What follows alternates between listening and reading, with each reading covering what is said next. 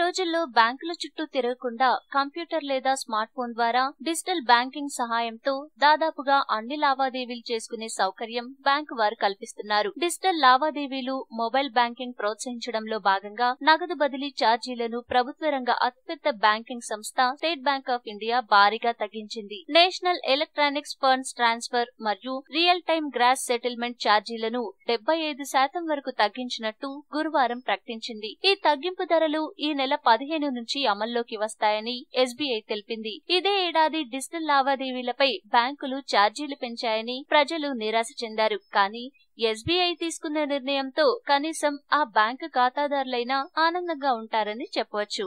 ఈ వీడియో మీకు నచ్చితే లైక్ చేయండి, అందరికీ షేర్ చేయండి, కానీ సబ్స్క్రైబ్ చేయడం మాత్రం మర్చిపోకండి.